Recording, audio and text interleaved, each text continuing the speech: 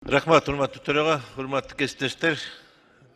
Мекенчил депутаттык тобу Сулайманов. Урматтуу төрага, урматтуу депутаттар, мен мына 2 күндөн бери, 3 күндөн бери биздин кызматтык унаалар боюнча талкууларды карап отуруп, мен бүгүн официально айтып коеюн дедим. Мен кызматтык унаа албайм. Мен өзүмдүн округумдагы мисалы үчүн Шамалды Сай округунда мэрдин кызматтык унаасы жок болуп атат, аэропорттун кызматтык унаасы жок болуп атат. Мен ошондуктан азыр официалдуу ушу улуу тил менен айтып коеюн, мен кызматтык унааны албайм.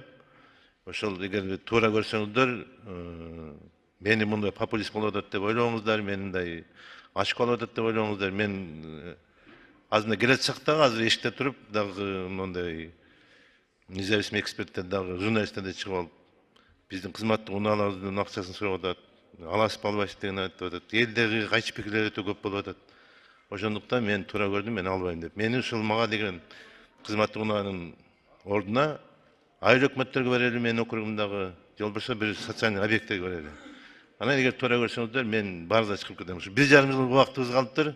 Ушу жаманаттуу болуп ушул кызматтык унааны албай эле коелу. Рахмат чоң.